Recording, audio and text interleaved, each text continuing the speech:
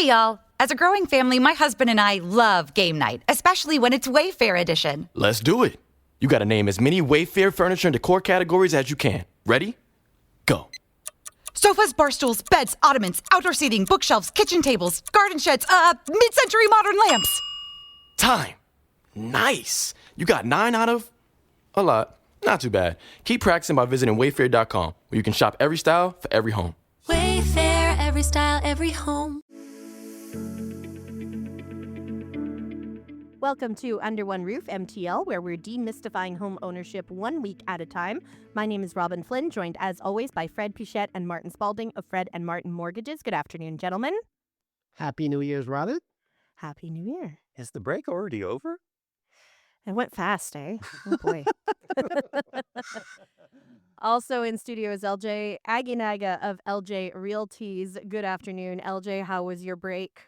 It was wonderful. What's family time? How are you doing? Good. Let's start with our trivia question of the week, brought to you by Felix and Norton Cookies. You can visit their store at the Blue Haven Shopping Center, 3705 St. John's Boulevard in DDO.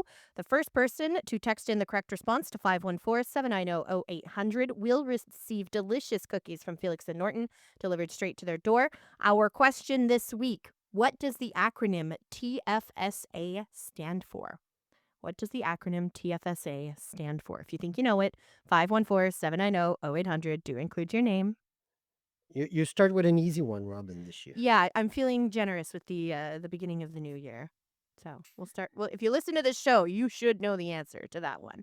Lots of stuff in the news this week after a quiet couple of weeks. But let's start with interest rate predictions. I feel like we have to talk about interest rates at least once a week on this show. So let's do a quick little roundtable. What is everybody expecting for 2026 so we can play back this tape on our end of year show and see who was right? Who wants to go first? Well, personally, I was hoping for rate cut for 2026. You're always hoping for a rate cut. I know, because I like people, I like to help, and I like to have lower payment. But again, I think this time it's going to be more as a steady market in terms of interest rate. But again, things change very quickly in the last 6 months, a year, which is, I'm not sure, to be quite honest, what's going to happen exactly. Okay, I don't want to be the party pooper, but I think the roller coaster ride is over. I think the big rate cuts are behind us. What we're seeing right now are mid to high threes, low fours, depending on your circumstance. I think the Bank of Canada is going to hold its overnight rate at 2.25% for the balance, if not the entire year of 2026. And I'd like to play this back in December of 2026 and see whose prediction was on target or not. I guess looking at predictions, I suspect that we will end with a 5-year fixed rate sitting right around 4.25. And I would say that our overnight lending rate is probably going to be up 25 basis points by the end of the year. So that represents up 2.5 with a variable or a prime rate of, I guess, 4.7 again. I think if you're a betting man today, and it's funny because I've always been a fixed rate kind of person, but I think fixed rate might edge up a little bit more than variable rates. I think variable rates are the play for 2026. I think it's going to be depending on timing. The fixed rates can spike up for a week and come back down, whereas variable rates are going to be more consistent over a 6 to 8 week period until the next announcement, obviously. And it's really kind of impactful as to what we're catching at one point in time. But it's going to be interesting to see how everything plays out this year. So if we extrapolate that, LJ, what do you think about the housing market for 2026? Are we talking Canada or are we talking Montreal, our market? Well, go across Canada, then become more regional. Go national, Quebec, Montreal. Nationally, I have concerns. I have concerns with what's going on in Venezuela right now, what that means to Alberta, what that means to our oil reserves, what that means to our economy as a whole. As we kind of bring it in, already two of those strongest markets, Toronto, Vancouver, have been quite weak over the last 18 months, effectively. So I don't know how quickly that's going to bounce back. We've talked about immigration, what impacts that might have on the economy as well this year, on housing, different changes in policy, even if we bring it locally at Airbnbs, or the lack thereof now of Airbnbs are having on our local policy. As we kind of bring it more micro into the Montreal market, I think it's gonna be a mixed bag. I think that again, anything in the sub-$1 million range is gonna be pretty aggressive. It's gonna be people entering the market or people trying to jump up into that second tier property, but that are gonna be quite competitive. I think that once we get past that $1 million mark, especially as we get closer to that $2 million mark, we're gonna see things really slow down. We have an election coming up at the end of the year in October. There's a provincial election that people are going to be having their eyes on. There's questions about a potential referendum. There's a lot of things to discuss that are going to have an impact on our local market. And again, we say that our market is typically a little bit insulated from what's going on in the rest of Canada. But when it does come down to a provincial election, we're not insulated and we're fully exposed at that point in time. So I am curious to see how the next 6 months are going to play out. The Quebec Liberal Party doesn't have a leader at this point in time, which is officially the opposition, I would say. As per the latest poll results, the CAC is way down. So it's really PQ versus Liberals. And the Liberals don't have a leader right now. So it will be interesting to see how this is all going to play out over the next 9 months.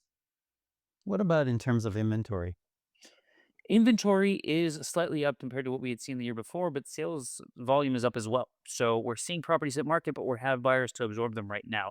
So I'm not seeing it shift. We're still very much in a seller's market across the greater Montreal area for 90% of the markets effectively. So uh, it's going to take a lot more inventory to hit market before we see the power shift. So, advice to your buyers, if they find something, jump on it, don't waste time. It has to be that because whenever we're looking at it, again, we're talking about what's going to happen in the next 12 months. And if you're concerned about the next 12 months, you shouldn't be looking to buy your property. We should be looking at the next 5 years realistically. And right now, if you're in a position to purchase a property, I don't care about what's going to happen in the next 12 months because ultimately, if you're holding it over the next 5 years, like I say in a couple of my videos, what happens if prices crash and you're a homeowner? Well, absolutely nothing. As long as you're not needing to sell the property at that point in time, you keep making your mortgage payments. There's no shift in what's actually going on around you.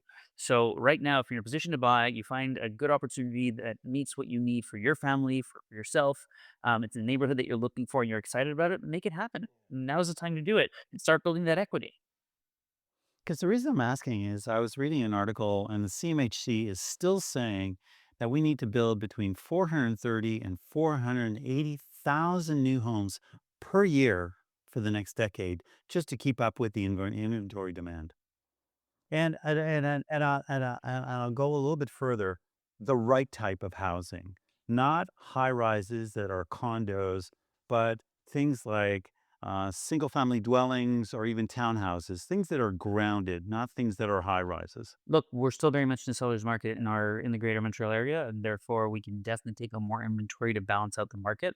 So we would all be happy to see more inventory, but obviously the big thing for us is going to be access to transport and access to Montreal. Most people are still working on island or need access to the island, so it's going to be a question of figuring out where these new neighborhoods are going to be developed, and then it's a timing play. As we've discussed in the past, there's a lot of red tape in our market. Getting something to actually go up could take 5 years. I mean, I've experienced it. It took me 5 years to develop my property in Point St. Charles. So if it requires close to 500,000 new constructions per year, we're behind, and I don't see us catching up anytime soon. Well, I think the problem is the affordability, and we're going to talk a lot about it in 2026 because there's a shortage of housing. It makes very hard for first-time home buyers to buy a property. And I don't know. Apparently, the liberal will try to come out with, you know, great policies to help first-time home buyers. But if price keep rising, I think it's going to be still hard for first-time home buyers to purchase a property. If you're ready to purchase a multiplex and let that passive income roll in, you know who you should call? The Plex Doctor. You can reach them at 514-709-6397. You can also visit their website at plexdr.com. Still to come, thinking about buying a condo, and it's probably a good idea for you to understand where your condo fees are going and how much you should budget to spend each month on condo fees. LJ is going to break it down for you after we check traffic at the CJD 800 Traffic Center.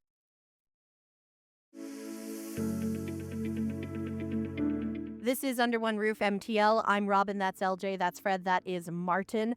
Condo fees. Where does that money go? Why do they change over time? Why are they different in different condos that seemingly look the same?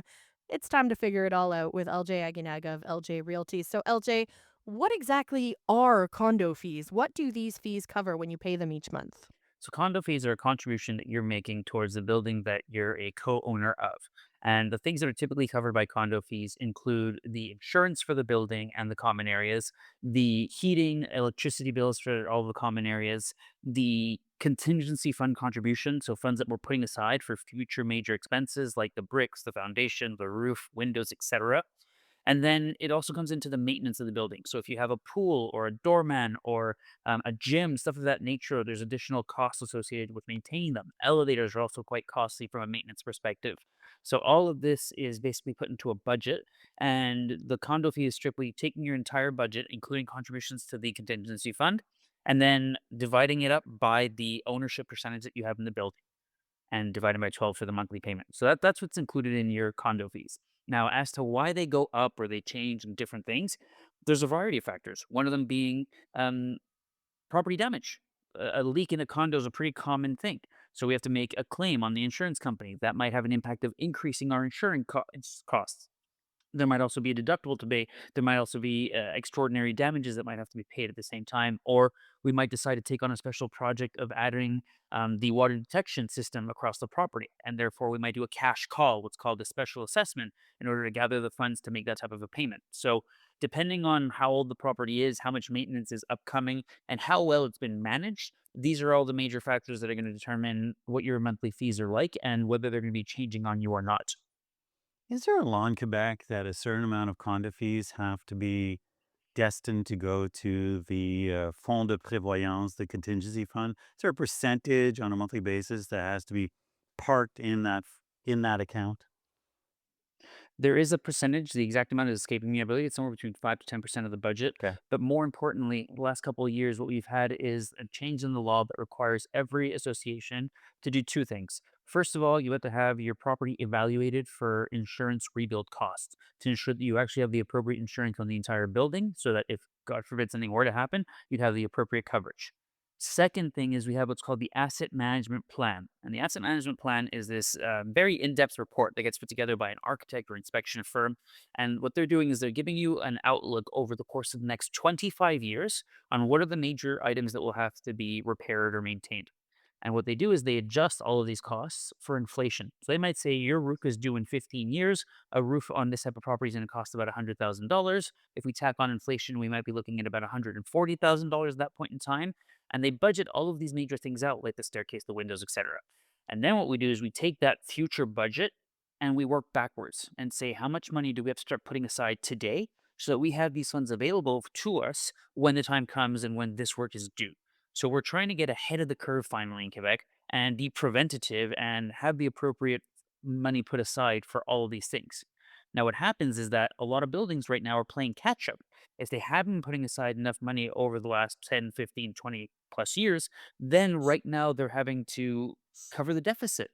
And we're seeing either some very serious special assessments coming down, or we're seeing people's condo fees effectively double or almost triple because in order to catch up right now, we're going to have to go from 200 to maybe $400 or $500 a month in order to cover the deficit. And then eventually we'll be able to bring it down to a more reasonable amount per se. So low fees are not necessarily a good sign when you're buying into a condo. That can often indicate that maybe there's just not enough money in the contingency fund, and maybe they need to increase their condo fees to get the fund to a level that if there is a major issue, whether it's a leak in the garage or something that can't be financed by the contingency fund and would have to go back to the homeowners to ask for a special assessment, low fees are not necessarily a good sign when you're buying into this complex. They're usually a red flag, or at very least a strong yellow flag to approach with caution. Now, with any condo that we're going to purchase, we want to make sure we're doing the full due diligence on the financial statements and meeting minutes and asking for the asset management plan. And from there, with your real estate broker or with your team, you should be analyzing, does the property have enough money coming down the pipeline? Are they in a good position financially to deal with any potential issues? Because again, in Montreal, we go from negative 40 degrees to positive 40. So it's very intense change for a building. And ultimately, we have to be prepared for those things. And with that comes a little bit more wear and tear than we would like. So effectively, whenever I see condo fees that are below $200 or $250 a month, I immediately tell our clients like, hey, this sounds nice, but we really have to make sure that they're in an okay financial position because if not, you're going to find yourself with special assessments coming out every single year, and it'll be an extra $1,000 to $5,000 year upon year until they figure out their situation. So, question about that, LJ, with let's say you find this property that has condo fees of $200 a month and you think that's too low. We look at everything and it's not good. Can you use that as leverage to negotiate the asking price on the condo? Can you perhaps, wiggle them down a little bit to sort of ballpark for what might come up later? Yes. So if you're doing a proper due diligence on your promise to purchase, you have condition, which is 9.1, which is our document review clause. And on there, I request for a minimum of 3 years of financial statements, meeting minutes, as well as any other pertinent information about the building, including the asset management plan. And following your review of that documentation, you can choose to walk away if ultimately you find that this property is just in disrepair and it's not worth it for you to get in, or renegotiate the price. You can go back to the seller and say, hey, look, I foresee there's going to be an extra $10,000 of expenses coming down the pipeline in the next couple of years. I want to renegotiate the price by X amount in order to cover these fees that I foresee coming. And then it becomes a negotiation. LJ, quick question. If you own a condo and you get a special assessment and you necessarily don't have that money available for that special assessment, what could happen? Unfortunately, a lot of bad things can happen. So, one thing is you have to try and find the funds, whether that means you refinance the property, whether that means you get a line of credit, whether that means you look to borrow the funds. If you cannot pay your share of it, the building can put a lien against your private portion. And depending on how long you carry that lien for, there's going to be interest accruing, there's going to be penalties accruing, and ultimately they could force a sale if push came to shove. So, it has put certain homeowners in very sticky situations. I mean, it could go as far as bankruptcy if push came to shove. I think where Fred is going is that they could always refinance their condo, and we could extract some of the equity to pay down the condo fees or the special assessment. Yeah, it's just that I hear sometimes crazy story about the condo association. One say white, the other one say black, and nobody gets really, together. And and one doesn't want to pay, and the other one wants to pay more. And at the end of the day, you know, it's kind of a hard situation. And that comes down to getting the appropriate expert reports and expert opinions and having a good management team on the building. So there's a handful of teams that manage condo buildings because effectively it's a pretty complicated task to manage all the different associations with the different requirements from a legal perspective. But ultimately, when we do find ourselves in this kind of situation, you're going to want to get a couple different engineer reports or inspection reports based on what the special assessment is for to ensure that you believe that these costs are important, that they have to be done, that there's no alternative way that might be a little bit more affordable for the building. If you're not sure if now is the right time to buy a condo, maybe you have questions about condo fees, give LJ a call. He can help you out. 514-500-4040. Coming up, where is the Canadian economy headed in 2026? We'll discuss with an economist after the news. This is Under One Roof MTL on CJD 800. I'm Robyn, that's LJ, that's Fred, that is Martin. If you're wondering where the Canadian economy is headed next and what that means for housing prices, interest rates, affordability, you aren't the only one. Joining us now is Robert Hogue, Assistant Chief Economist at RBC Economics, to help us make sense of the big economic forces that are shaping Canada's housing market in 2026 and beyond. Good afternoon, Robert. Thanks for being here. Good afternoon. Thanks for having me.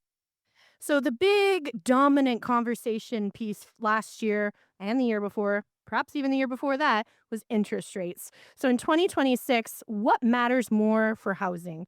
Where the rates settle, what happens with people's incomes, inflation, employment? What would you say are the biggest factors here? Well, offhand, I would say it's one of those all of the above kind of thing. And I would add to this, I would have confidence. I mean, I think this is what, in our view, kind of derailed the recovery that was kind of emerging in the housing market across Canada. This is not just like a Quebec or Montreal kind of phenomenon that took place in 2025, but it was no, we could see that across all markets in Canada. Whereas interest rate cuts that starting in June of 2024, we're getting more activity, more kind of pulling more buyers into markets. And then when a trade war erupted effectively in February of last year, everyone put hit the pause button, and that really derailed things, like really undermined confidence, and it took a while for things to come back. And we've seen since summer a little bit of a recovery, resuming, but it's been very light.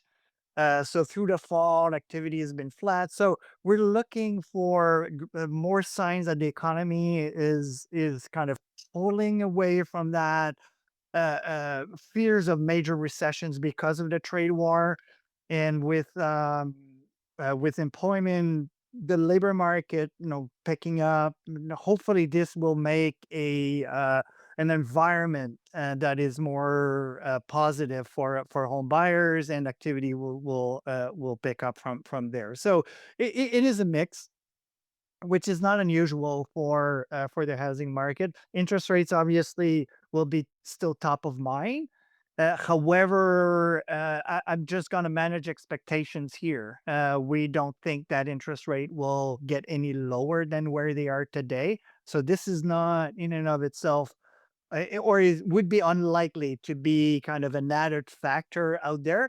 That being said, interest rate cuts that we've seen since June of 2024 haven't really fully had their a positive outcome on the economy at large, but including in the housing market. And think of there's still a lot of people who have yet to renew their mortgage terms. Continuing along those lines, after everything that Canadians have been through in 2025, if you were renewing your mortgage in 2026, what would you do? Would you do a simple renewal? Would you look at refinancing? Would you go fixed? Would you go variable? Would you go long or short term? Where's the sweet spot? What does RBC see as the best scenario if you're renewing in 2026? Right. And that's the age old question. I mean, it's not just this year. I get this question all the time. When the market goes up, when the market is down, when interest rates are going up, when interest rates are going down, and when interest rates are effectively flat. And really, there's no single answer to that question. Really, it depends on everyone's kind of tolerance for risks. If someone is really concerned about a rise in interest rate, then stay fixed. If others are looking at sort of the track record over the last few decades, going variable may not be a bad thing. It really, really depends on one's circumstances and one's tolerance for risk. There's no single answer to that question, and I'm sure a year from now, someone will ask that question again. Robert, how come just right before Christmas, a couple months before, banks and most of people were thinking that interest rate we might go down in 2026, and now it seems that it's going to remain steady the whole year. What could you say about that? How come that happened? Right, and what we got, let's say, surprise, and in this morning, well, on Friday, we've got some more the statistics on the labor market. But what happened in the fall is that we got surprised by the strength of the labor market, at least the strength of the statistics on the labor market. And this is when you think of the Bank of Canada trying to set its monetary policy, it looks at inflation, of course, but also kind of is signs of the economy. Is it looking stronger or weaker? And the labor market is one of those top indicators that the Bank of Canada is looking at. And we all saw that surprising job growth in both October and November. And in fact, in December, those gains were sustained. We saw the unemployment rate fall in Canada a bit more than what we had expected. So it looks like it became clear that the Canada's economy didn't need any further stimulus coming from the Bank of Canada. Yes, and at the same time, what we got in early November was a big federal budget, big in spending, big in deficit. And this is when you think of like fiscal policy, well, what the budget is. When the government spends big, it's a stimulus to the economy. So from a economic policy perspective, economists are saying, well, the Canada's economy doesn't need that much more stimulus, whereas the federal government is coming with a big budget. This will do any the stimulative efforts that may be required. So there's no need for the Bank of Canada to add any more to this. So then the rest of the picture will be, well, what will inflation do going forward? And for now, most analysts, including us, are expecting inflation to be stable going forward. Maybe just a little bit about the 2% rate in the short term.